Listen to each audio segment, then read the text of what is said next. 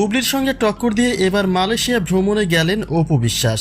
ঈদকে সামনে রেখে বুবলি উড়াল দিয়েছেন যুক্তরাষ্ট্রে, কিন্তু তার বিপরীতে অপু বিশ্বাস মালয়েশিয়াকে নিজ গন্তব্য হিসেবে বেছে নিয়েছেন। আব্রাহাম খান জয়কে দেশের মাটিতে রেখেই ঘুরে বেড়াচ্ছেন অপু বিশ্বাস। এখন প্রশ্ন হলো, বুবলির মতো করে অপু বিশ্বাসও এই ভ্রমণে সাকিবের সাপোর্ট পাচ্ছেন কি? অর্থাৎ সাকিবের অনুমতি নিয়ে মালয়েশিয়া ভ্রমণে গেলেন কিনা অপু বিশ্বাস।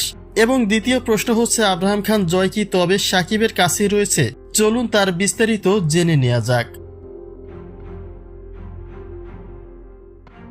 সম্প্রতি অপু বিশ্বাসের কিছু ভিডিও চিত্র বেশ আলোচনার জন্ম দিয়েছে, যেখানে দেখা যায় মালয়েশিয়ার মাটিতে খুবই আনন্দের সাথে ঘুরে বেড়াচ্ছেন অপু বিশ্বাস। আবার ঘনিষ্ঠ ব্যক্তিদের নিয়ে রেস্টুরেন্টে খাবার খেতেও দেখা গেছে তাকে। কাজী মাহফুজকে সঙ্গে নিয়ে ব্যক্তিগত প্রোগ্রামগুলিও সম্পন্ন করে নিচ্ছেন তিনি। মূলত ভ্রমণে নয়, বরং প্রোগ্রামের উদ্দেশ্যে মালয়েশিয়া গিয়েছেন অপু বিশ্বাস। কাচিডাইনের উদ্বোধনী অনুষ্ঠানে বিশেষ অতিথি হিসেবে নিজেকে উপস্থিত রাখতেই মালয়েশিয়ায় গিয়েছেন অপু বিশ্বাস। অর্থাৎ প্রোগ্রাম সম্পন্ন করার পাশাপাশি ভ্রমণও করে নিলেন অপু বিশ্বাস। এখন প্রশ্ন হলো, আব্রাহাম খান জয়কে যেহেতু দেশের মাটিতেই রেখে গেছেন, সেক্ষেত্রে জয়কে কার কাছে রেখে গেছেন তিনি? সাকিবের সঙ্গে তো তার ব্যক্তিগতভাবে খুব একটা ভালো সম্পর্ক নেই, তবে কার দায়িত্বে রেখে গেলেন জয়কে?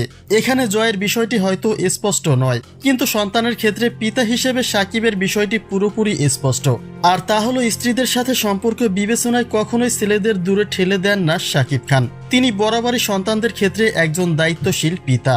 অর্থাৎ স্ত্রীদের সঙ্গে তার সম্পর্ক কেমন তা কখনোই পরোয়া করেন না কিং খান।